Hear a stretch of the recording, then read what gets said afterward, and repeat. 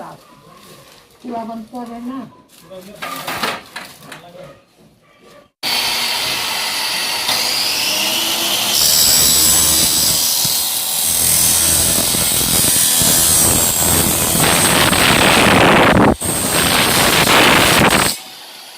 Hello my dear friends, welcome back to my family.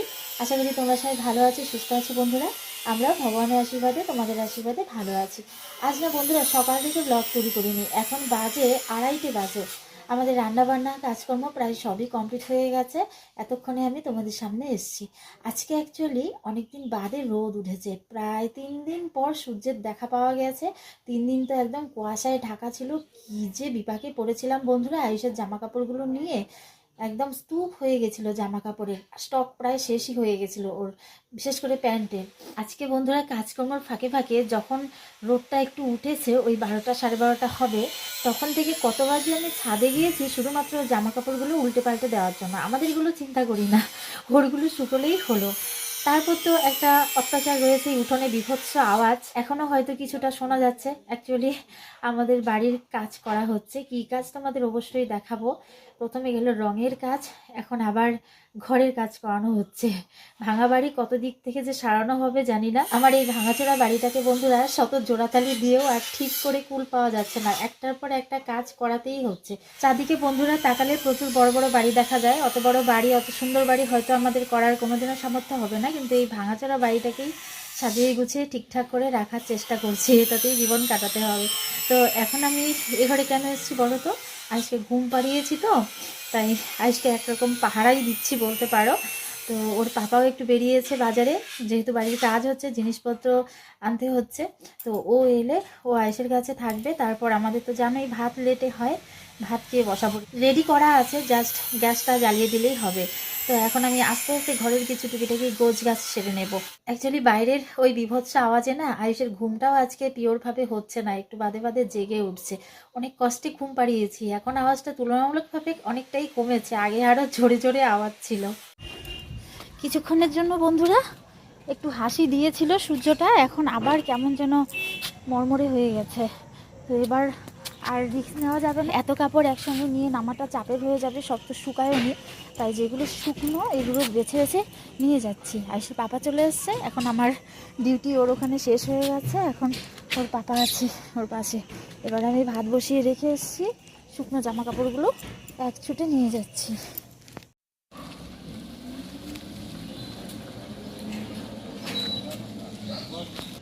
পুরো ছাদ ভরে গেছিল বন্ধুরা এতদিনের ভেজা কাপড়ে, উঠোনটাও বাদ যায়নি। এই যে দেখো, উঠোনেও মায়ের বেশ কটা শাড়ি ছিল, কাজ হচ্ছে বলে নিয়ে যাওয়া হয়েছে। এই দুটো বেশি ভেজা ছিল, তাই এখনো পড়ে আছে। দাদা রাইখা দাও বারান্দাতে। আমাদের বেশিরভাগ গ্রোসারি আইটেম বন্ধুরা এখন বাড়িতেই দিয়ে যায়, আসলে বাবা যেতে হয় না। পাড়ায় একটা দোকান হয়েছে, ওই দাদাই চালের বস্তা থেকে শুরু করে ডাল তেল যাই লাগে দিয়ে যায়। তো এই যে বন্ধুরা, এরকম মৃদু রোদে এই কাপড়গুলো একদম পুরো ভেজা, এগুলো রেখে গেলাম। মুসুর ডাল একটু কম পড়ে গেছিলো, আর হচ্ছে স্কচ ব্রাইট স্টিল উল আছে এখানে। আইসের পাপা আবার একটু হাটে ঢুকেছিল, এখানে এক ব্যাগ সবজি আছে, এখন আমি খালি করতে পারবো না, এখন রান্নাঘরে যাচ্ছি। গ্যাসটা কম করে গেছিলাম, ভাতটা ভালো করে দেখে নামাতে হবে। আজকে আমাদের রান্না হয়েছে পুরোপুরি নিরামিষ বন্ধুরা। ছোট আলু আর মটরশুঁটি দিয়ে মাখা মাখা করে একটা তরকারি, আর এখানে আছে আলু ভাজা, আর হচ্ছে একটা মেশানো সবজি, ঘরে যা যা সবজি ছিল। আর এটা হচ্ছে আমার শাশুড়ি মায়ের অত্যন্ত পছন্দের, আমাদের নর্থ বেঙ্গলের একটা বিখ্যাত খাবার। এটা হচ্ছে লাফা শাকের ঝোল, ঝোল শাক বলা হয়ে থাকে এখানে। এটা আমি আর আয়েশের বাবা ছুঁয়েও দেখি না, আমার শাশুড়ি মা আর ননাসের অত্যন্ত পছন্দের ডিশ এটা। রান্নাঘরের কাজ বন্ধুরা মোটামুটি শেষ, এবার হচ্ছে ব্যাগটাকে খালি করব। পেঁয়াজ কলি, সর্ষে ফুল, লেবু, আমার বাড়ির গাছের লেবু নষ্ট হচ্ছে, এখানে কিনে খেতে হয়, যেতেও পারি না আনতেও পারি না। টমেটো ছিল তবু নিয়ে এসছে। শিম দেখি আর কি আছে, পেঁয়াজ, এটা হচ্ছে শুটকি মাছ মনে হচ্ছে, দেখি তো, না না না শুটকি মাছ না, শুধু শুধু ডাউট করছি। আরে বাবা, এ তো আমাদেরই খাওয়ার জিনিস, খুরমা। এই যে তো বাজারগুলি গুছিয়ে ফেলি, শুধু সবজি বাজার আয়নি বন্ধুরা, রান্নাবান্না সব কমপ্লিট হয়ে গেছে। এই বেলাতে নিয়ে এসছে মাছ আর মাংস।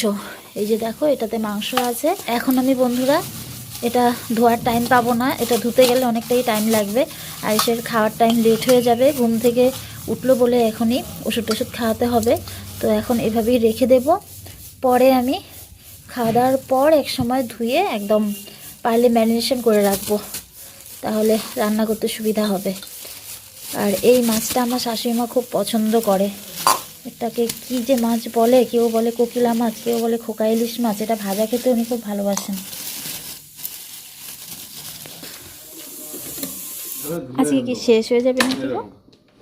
এখনই শেষ হয়ে যাবে? আমি কিন্তু কি করি, যখন আমি প্রবলেম দেখি না কোনো কিছু, এটা আমি বিজনেসটাকে শিখছি, যখন গ্লাস কাটতে গিয়ে ভাঙে, আমি 5 মিনিট না ব্রেক নিয়ে নিই, পুরা ওইদিকে ঘুরিয়া ব্রেক নিয়ে নিই, তারপরে আসি মাথাটাকে কুল করলাম, তখন আমি সোজা বাড়ি নিয়ে পড়াবো ঠিক 1:30টার দিকে না চান করিয়ে। বন্ধুরা, বাড়ির যে ঠিক কি কাজ হচ্ছে সেটা তোমাদের আজকের ভিডিওতে দেখানো সম্ভব হলো না।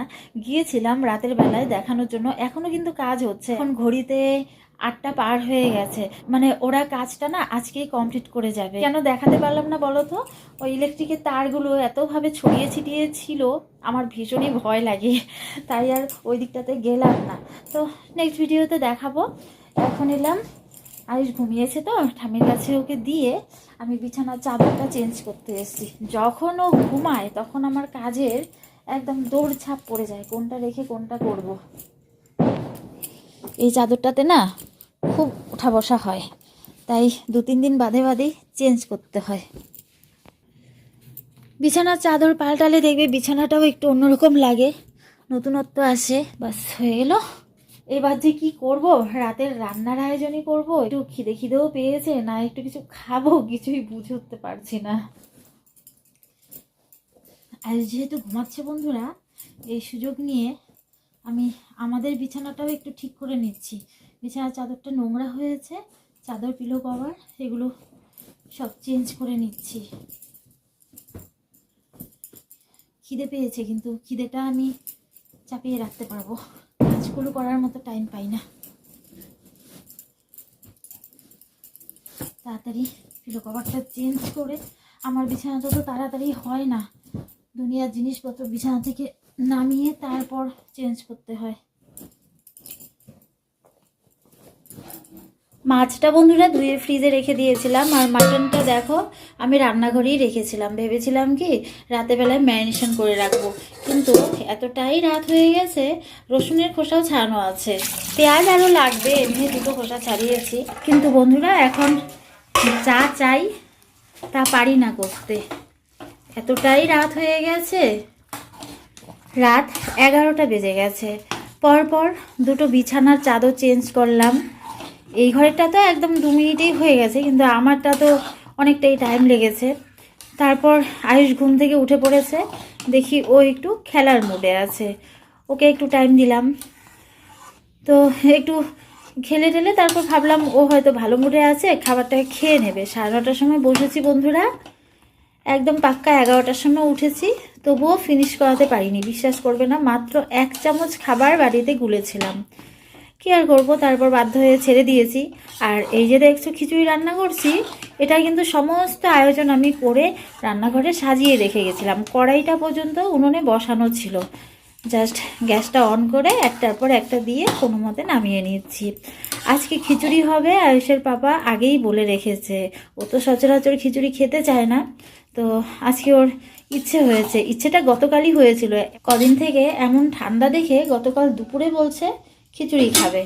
তো আমরা শাশুড়ি বৌমা জানি দুপুরবেলায় ও খিচুড়ি খেয়ে থাকতে পারবে না, যেহেতু খুব একটা পছন্দের না।